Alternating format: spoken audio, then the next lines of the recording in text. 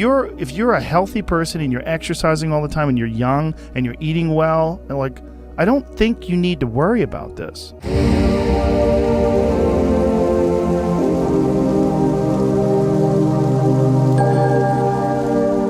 What transforms a terrified kid from Newark into the most influential podcaster on the planet?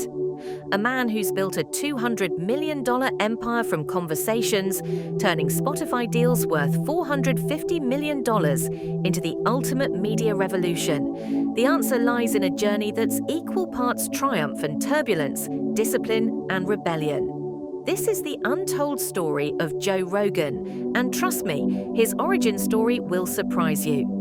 Joseph James Rogan entered this world on August 11, 1967, in Newark, New Jersey, born to Irish-Italian parents who would unknowingly set the stage for his complex relationship with authority and masculinity. But here's where the story takes its first dark turn. By age 5, Joe's parents divorced, creating a void that would echo throughout his entire life. The absence of his father wasn't just a missing figure, it was a catalyst. Rogan has described exposure to patriarchal toxicity and domestic challenges that forced him to develop resilience and self-reliance at an impossibly young age. But how does a young boy process such instability? The answer would come through constant movement and adaptation. From Newark to San Francisco, then to Gainesville, Florida, the Rogan family was constantly on the move. Each relocation meant new schools, new faces, new challenges. While most kids would crumble under such instability, something different was brewing inside Joe.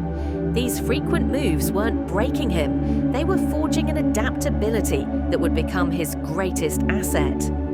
But there's a mystery here that shaped everything. What was it about these early experiences that planted the seeds for his future success? The answer lies in fear itself. Picture this, a young Joe Rogan on a Little League baseball field, paralyzed not by the game itself, but by an overwhelming terror of being a loser. This wasn't just typical childhood anxiety. This was a fear so profound, it would redirect his entire life trajectory. At 13, instead of succumbing to this fear, Joe made a decision that would change everything. He walked into a karate dojo. The transformation wasn't immediate, but it was systematic.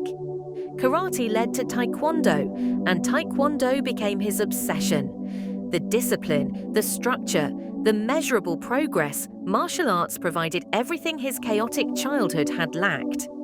But here's what's fascinating. The same kid who was terrified of being a loser was about to become a champion. By 19, Joe Rogan wasn't just participating in martial arts, he was dominating. Massachusetts full-contact Taekwondo champion, US Open lightweight champion. The kid who once trembled at the thought of failure had conquered his fears through sheer will and disciplined practice. But why did Joe retire from competition at just 21? The answer reveals something crucial about his character. Health concerns forced him to step back, but instead of viewing this as defeat, he saw opportunity. He began teaching martial arts, planting the seeds for what would become his expertise in MMA commentary decades later. Newton South High School, class of 1985. While his classmates followed the traditional path, Joe Rogan was already questioning everything. He found academics uninspiring, disconnected from the real-world skills he craved. The University of Massachusetts Boston seemed like the logical next step, but Joe had other plans. Here's where we see the rebel emerge. He dropped out to pursue comedy full-time. This wasn't reckless abandon, this was calculated self-awareness. He knew his passions lay elsewhere, and he had the courage to forge his own path. But what drives someone to abandon security for the uncertain world of stand-up comedy? The late 1980s and 1990s comedy scene was brutal. Inspired by legends like Richard Pryor and Bill Hicks, Joe worked supportive jobs while developing his comedic voice in dingy clubs and hostile rooms. New York City became his proving ground, where his unfiltered, observational style began to take shape. This period was crucial because it taught him something essential. Authentic communication connects with people. His comedy wasn't just about getting laughs, it was about honest exploration of ideas, often uncomfortable ones. This foundation would become the bedrock of his podcasting success. News radio introduced Joe to mainstream television, where his relationships with co-stars like Phil Hartman influenced his character development both on and off screen.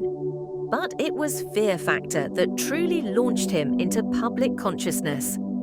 Here was a show that embodied everything Joe represented, pushing boundaries, confronting fears, and embracing the uncomfortable.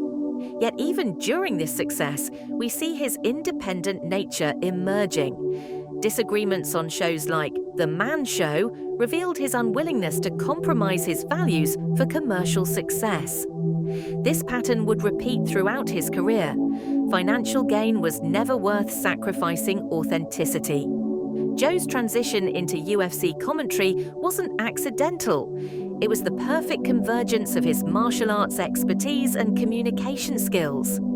His friendship with UFC President Dana White opened doors, but it was Joe's genuine passion and deep knowledge that kept them open. His award-winning commentary didn't just describe fights, it educated audiences, helping transform MMA from a niche spectacle into mainstream entertainment. But here's the mystery. How did a stand-up comedian become one of the most respected voices in professional fighting? The answer lies in that 13-year-old kid who walked into a karate dojo, terrified of being a loser. In 2009, Joe Rogan launched the Joe Rogan Experience with a simple premise: long-form, unscripted conversations about whatever interested him. No network executives, no commercial breaks, no censorship, just genuine curiosity and authentic dialogue. The podcast's rapid growth defied conventional media wisdom. By 2020, it had become Spotify's #1 most streamed podcast, leading to transformative deals in 2020 and 2024 that cemented Joe's status as a media powerhouse.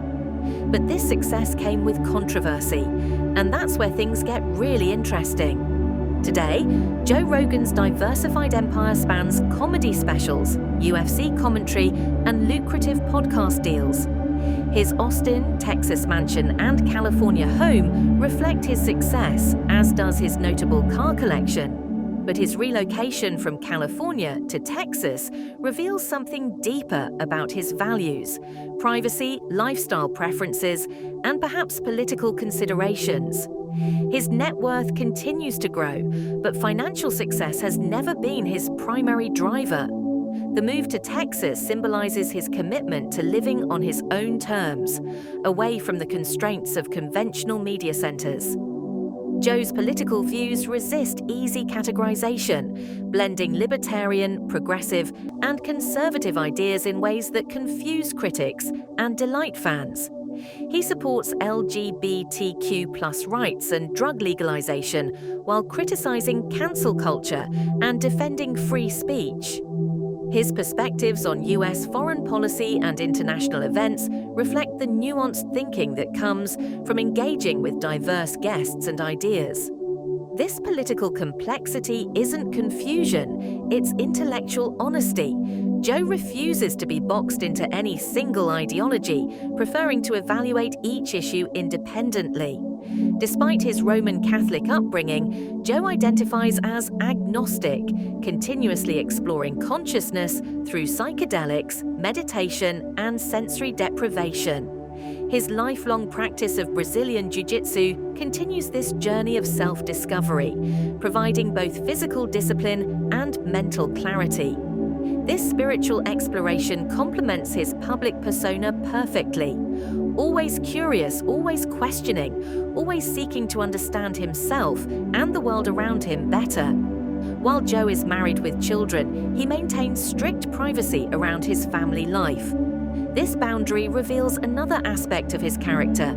Success hasn't made him abandon his values. Family comes first, and fame doesn't entitle the public to every aspect of his personal life. So what transforms a terrified kid from Newark into the most influential podcaster on the planet? The answer isn't a single moment or decision. It's a lifetime of choosing growth over comfort, authenticity over approval, and curiosity over certainty. Joe Rogan's journey from a fearful child to a media maverick demonstrates that our greatest weaknesses can become our greatest strengths.